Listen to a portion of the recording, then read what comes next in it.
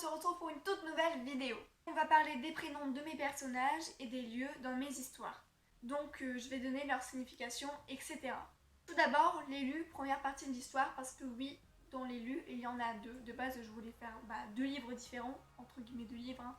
Mais j'ai décidé de les relier parce que sinon c'était trop court pour moi, genre ça faisait 30-40 pages et relier ça en fait au moins pratiquement 100, donc voilà. Le premier nom qui ressort est extrêmement important et c'est Alora, la planète où vit mon personnage principal, le personnage principal. Je galère. Pour trouver ce nom, je me suis inspirée d'un skin sur Fortnite qui s'appelle Valora. Ceux qui jouent le savent, il était dans la saison 4 ou je sais même plus, c'était une saison avec les super-héros. Et oui, je joue à Fortnite. Et donc j'ai juste retiré le V de Valora, du coup ça donne Alora. Voilà pour la petite histoire. Après on a Arthur, le méchant de l'histoire. Pourquoi ce prénom? Tout simplement parce que dans ma trilogie préférée écrite par Kirsten Gier, qui s'appelle Silver, le méchant dedans s'appelle Arthur. Le personnage principal s'appelle Lana quand elle vit sur Terre. J'ai pas trop d'explications concernant ce prénom, juste je l'aimais bien. Et quand ce personnage revient sur sa planète initiale, donc Alora, elle s'appelle Laura. C'est un peu difficile à dire, mais c'est pas grave, je m'en fiche, c'est juste parce que je voulais faire une sorte de rime en fait. Alora, Laura, ça se ressemble. Après on a Sandrine, David, Marion, qui sont les parents du personnage principal quand elle habite sur Terre. Et ce sont aussi mes parents, les prénoms de mes parents dans la vraie vie. En prix d'originalité, ça fait tout. Ensuite, Léon qui est le bras droit d'Arthur et qui est donc un méchant. Et je l'appelais comme ça car en primaire, j'ai pensé à quelqu'un qui était dans ma classe en primaire. Ensuite, Camille, la déléguée, qui était également dans la vraie vie en 3e. Et après Rachel pour ma meilleure amie de primaire. Vous voyez à travers toutes mes explications que tous ces prénoms, toutes leurs significations ont un sens parce qu'ils sont liés aussi à ma vie, tout simplement. Deuxième partie de l'histoire où il y a de nombreux prénoms elfiques. Tout d'abord bonhomme, je me suis pas du tout cassé la tête, j'ai juste écrit bien en latin. J'ai juste fait la traduction sur Google Traduction. J'aime pas utiliser ça, j'utilise plutôt Reverso, mais de toute façon je m'en fichais. Ensuite, Elerina qui est la princesse des elfes. Je suis peut-être pas censée le dire, mais c'est pas grave, désolée. Son prénom a une signification particulière comme tous les noms, un prénom elfique. J'avais trouvé toutes ces significations grâce à un site que je vais vous mettre en description parce que j'ai réussi à le retrouver. Ici, Elerina veut dire couronné d'étoiles. C'est beau, non? Après, le père d'Elerina qui s'appelle Taranon. Je me suis un peu inspirée du Seigneur des Anneaux, je me souviens plus du tout quel personnage c'est, mais si on me le montre, je reconnaîtrai. J'ai un peu galéré, mais c'est pas grave.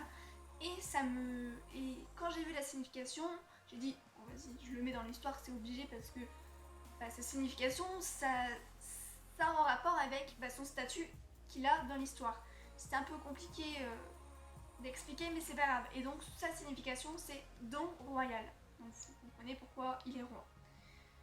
C'était un peu long l'explication et un peu galère à comprendre, je sais, mais je suis désolée. J'étais partie dans... Ensuite, malhomme, comme vous l'avez sûrement remarqué, c'est encore du latin, c'est mal en latin, voilà, c'est tout. Et après, le dernier prénom qui ressort de l'histoire, c'est Calion, un personnage qui va être important dans cette histoire et aussi dans les suites, et qui veut dire, donc sa signification veut dire le lumineux.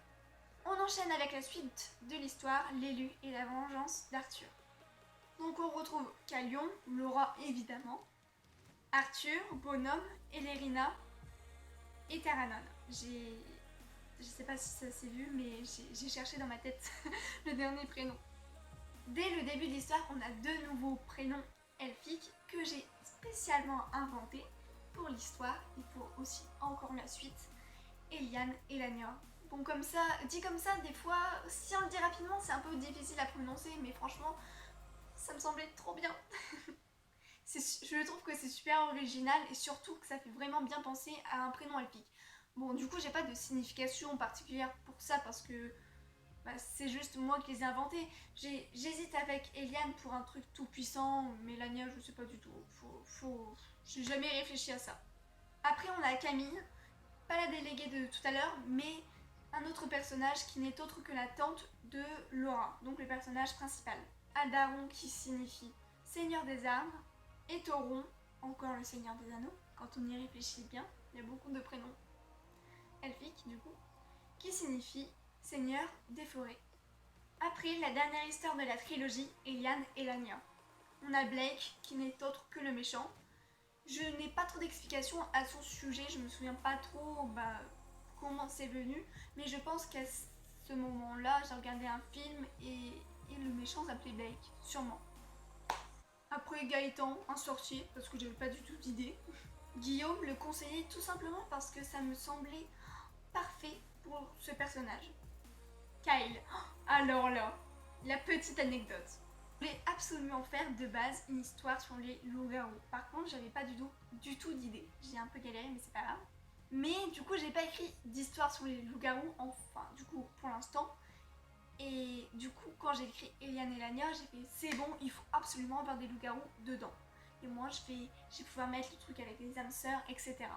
Et je voulais absolument mettre un prénom entre guillemets typique dans l'histoire. Et du coup, le loup-garou s'appelle Kyle. Ensuite, on a Jeanne, qui n'est autre que la sœur jumelle de Kyle. Ce prénom en l'honneur de ma meilleure amie qui me soutient tous les jours, tout le temps. Et merci beaucoup à elle, et salut à toi si tu passes par là. Et elle m'a notamment offert un cahier d'écriture qui m'est très très utile, et j'en ai d'ailleurs parlé dans l'une de mes premières vidéos, qui va s'afficher normalement juste ici. Ensuite, la meute Firestars. J'ai un peu galéré à trouver le nom, franchement j'avais pas d'idée, j'ai dit bon allez Firestars c'est bon, emballé c'est pesé, c'est mis, au pire je changerai après, j'ai jamais changé, mais c'est pas grave, au moins c'est fait, j'ai trouvé. Après Tyler, encore une autre histoire, une petite anecdote, parce que sur toutes les histoires de loup-garou je voyais pratiquement toujours un Tyler, et du coup j'ai fait un loup-garou qui s'appelle Tyler, et oui je suis très très originale, je le sais.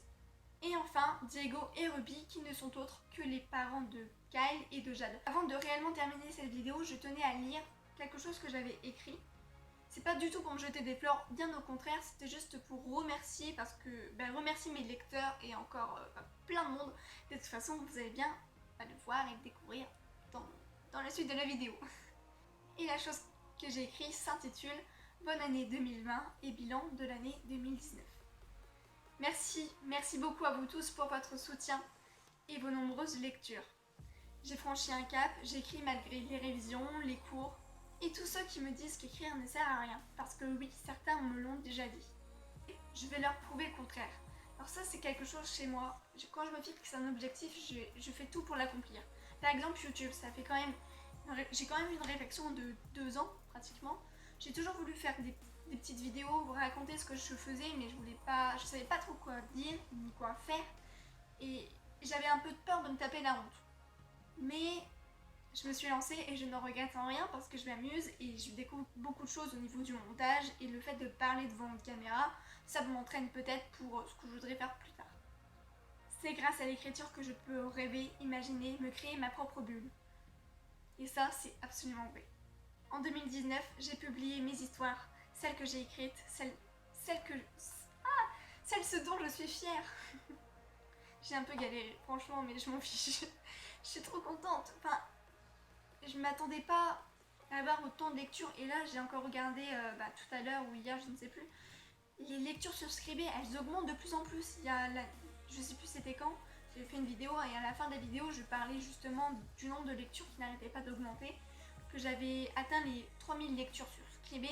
Là, je suis déjà à 3150 pratiquement. Ça fait du coup, ça fait 150 lectures en plus en à peine 2 semaines. C'est franchement, merci beaucoup. Et après, j'ai fait quelque chose, un petit remerciement, et du coup, je vais vous le lire. Merci à vous, et particulièrement à ma mère qui corrige mes histoires. Elle en a gavé, hein, la pauvre. À ma meilleure amie Jade qui soutient le moindre de mes projets. Et je ne la remercierai jamais assez pour ça, parce qu'elle me soutient toujours et toujours et toujours. Merci beaucoup si tu passes là. Je sais plus parler tellement que je suis trop contente d'avoir des amis comme ça. Merci si tu passes par là. Et à mes amis, à ma team, des personnes que je ne connais pas du tout dans la vraie vie, mais ce sont toutes des personnes incroyables qui m'ont toujours soutenue et qui me soutiennent toujours. Alexis qui regarde absolument toutes mes vidéos. Bon, peut-être pas au complet, je ne sais pas, mais tu fais ce que tu veux. Qui commente toutes mes vidéos et qui essaye, parce que des fois j'ai des bugs avec YouTube, je ne sais pas pourquoi. Les commentaires se désactivent automatiquement, je ne sais pas pourquoi. Enfin, c'est bizarre. Et donc il regarde, il like et il me commente toujours. Et merci beaucoup à toi. Thomas, qui m'a justement offert ce magnifique et géant cadeau, qui n'est autre que cette licorne.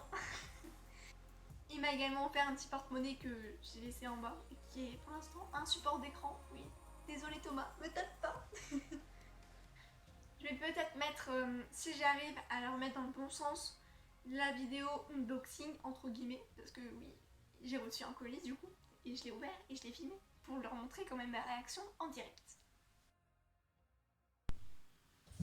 J'ai la licorne juste là. Yeah. Attends, faut que je l'ouvre déjà.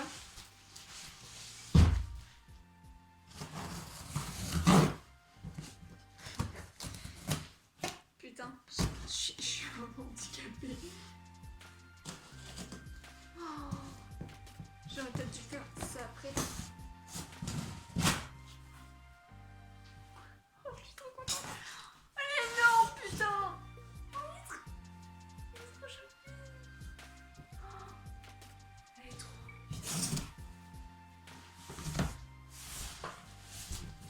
Putain. Oh putain. C'est quoi ça? Je suis trop contente. Merci. Et oui, il est fou, mais il est trop gentil. Merci beaucoup. Merci beaucoup. Ensuite, Alexandre, Adrien, Mirage. C'est un pseudo si vous n'avez pas compris. Et ces cadeaux, je mettrai leurs chaînes respectives en description. Voilà, merci à tous d'avoir regardé cette vidéo, j'espère qu'elle vous aura plu. Je vous mets en description les liens pour lire mes histoires, mon blog et mon Instagram, et on se retrouve pour une prochaine vidéo. Salut, salut!